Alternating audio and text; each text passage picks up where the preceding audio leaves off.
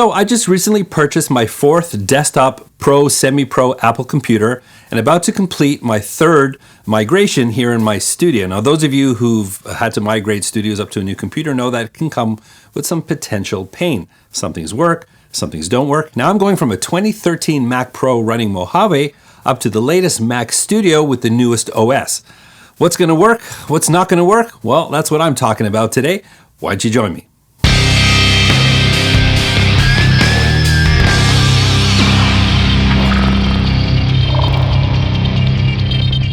If you're a home studio enthusiast like me, then you'll understand that we just don't generally jump at OS updates. I mean, if our system is working, we leave well enough alone.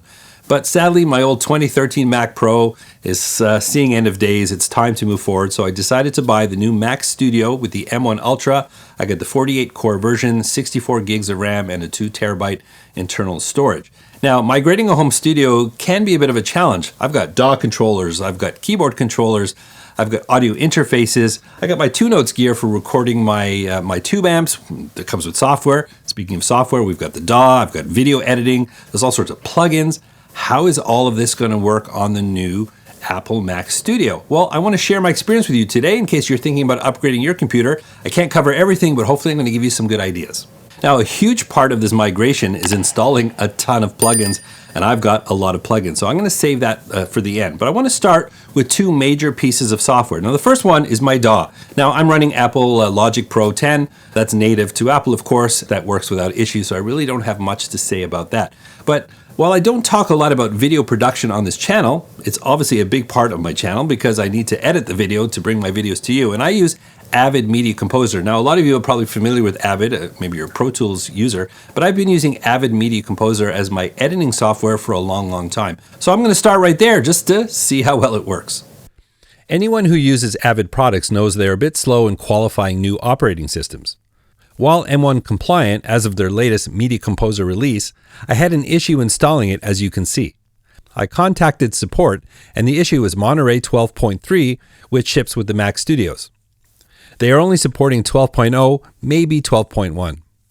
Reverting back on a new machine is not going to happen, so this is a major problem for me. By comparison, I tried installing the free version of DaVinci Resolve, and it installed without issue.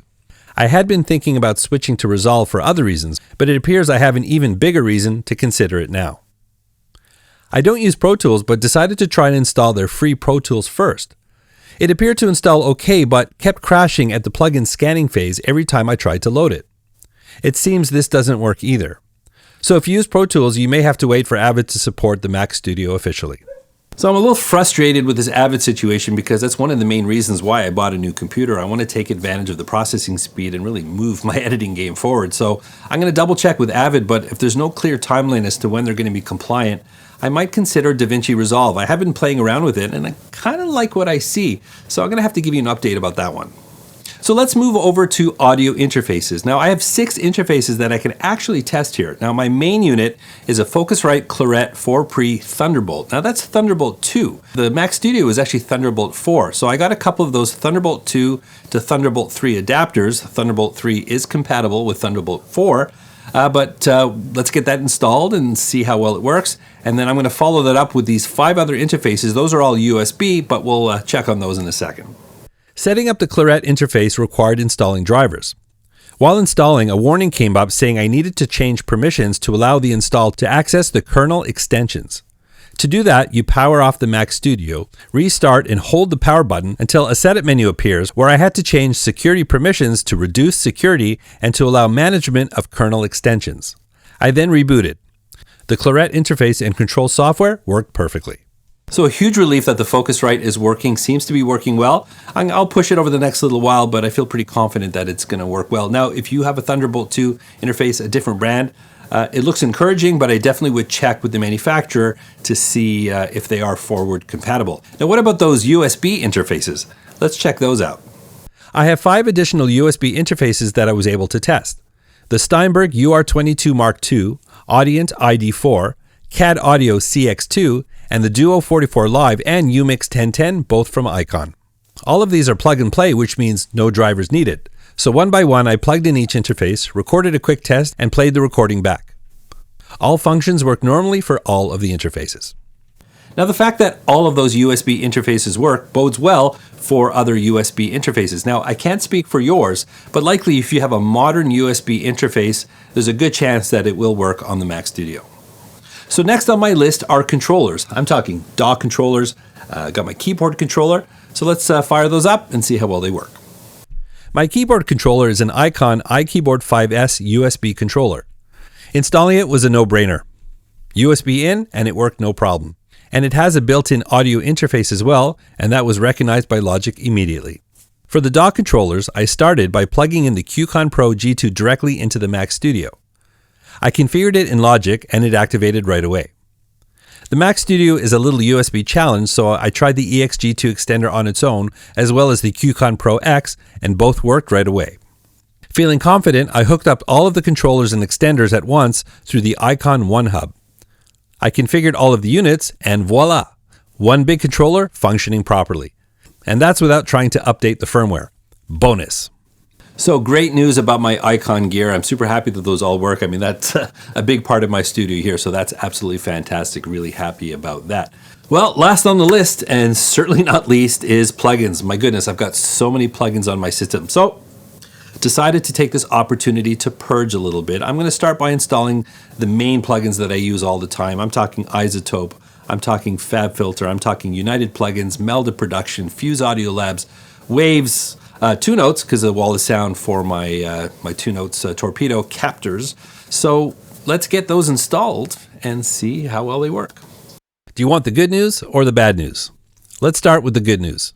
Isotope, no issues. FabFilter, no issues. Fuse Audio Labs, perfect. Even got to try out the new VREV 140 Vintage Plate Reverb. Awesome reverb, no issues whatsoever. United Plugins, worked perfectly. Melda Production, seamless. TuneTrack Easy Drummer, no issues. Two Notes Remote and Wall of Sound, perfect. Even all of my plugins from Plugin Alliance were a painless install. Waves, most of my plugins are version 9 and 10 and they won't even install. Just to remain compatible, I will need to purchase a Waves update plan just to use plugins I already paid for. And don't get me started. So just a quick bonus, I'm actually already editing the video, but this just came in and I want to show it to you. This is the OWC Thunderbolt Dock. Now, one of the weak links in the Mac Studio is the lack of USB ports. They talk about all the connectivity, but there's only 2 USB ports. Now, in music production, unfortunately, there's still a lot of gear that's USB, so you're going to need some sort of hub to increase the number of ports on the Mac Studio. Now, what I recommend is going with a Thunderbolt dock. Now, the advantage of this is a 40 gigabit per second connection to the computer, plus it has the full power of the Thunderbolt connection. The advantage of that, on this one, you get 3 additional Thunderbolt ports. So you got 3 USB 3.2 and a USB 2.0. But because it's a 40 gigabit per second transfer, you're not going to get any data bottlenecks with the USB connections here. If you're using a USB hub, you run the risk of that and also not having enough power. So if you need more USB ports in your Mac Studio, consider getting a Thunderbolt dock with USB ports on it. I think it'll get you down the road a lot faster and a lot more efficiently than a standard USB hub can. So all in all, not terrible. The Avid situation is a bit of a big one, maybe not on the music production side, but for the YouTube channel, I've been using Avid for so long and I'm just so comfortable on it. And the fact that I might have to switch, Avid will catch up eventually. It just depends on how long. I'm ready to go now. So I'm going to give that some thought and maybe I'll be jumping into Resolve. We'll see. I'll have to update you on that. Plugins, waves. Now, look, I'm not here to criticize anyone's business practices. They can charge what they want, and it's up to us as consumers to pay for what we want to pay for. Now, when I first started my home studio journey, Waves had these sales, and I got sucked into a lot of them, and I spent probably a couple $1,000s on plugins and bundles and all kinds of stuff. And now I have to pay again just to stay compliant with my new operating system. I don't even want anything new, and I have a bit of a problem with that. Now, in comparison to these other plugin developers, no one else wants to charge me. They all worked. But with Waves, because I'm on version 9 and 10, even version 12, which is the last version, doesn't work in the new version of Monterey here. So I'm going to have to think about this. I'm not going to rush to upgrade my Waves plugins. I have a lot of things that have replaced a lot of those plugins. There's some that are still my favorites, but let's see if we can live without Waves for a while. And who knows, maybe I'll forget about them. Again, we'll see how that goes. Well, there you have a little taste of what it's like to migrate from an old Mac to a new Mac. If you're considering your own migration, hopefully this is giving you some ideas of the things that you may encounter. And we've all got different equipment, but at least it'll give you some idea. If I've missed anything or if you have any questions, just let me know in the comments. If you want to do a deeper dive with me, I am on Patreon. I have affiliate links. It all helps the channel, and I really appreciate that. Just look in the description for information on that. But if you did like this video, like, subscribe, and ring the bell. But the most important thing is to watch another video. I've got one waiting for you right here. And remember, you don't need a band to rock and roll. And I look forward to seeing you again in another video.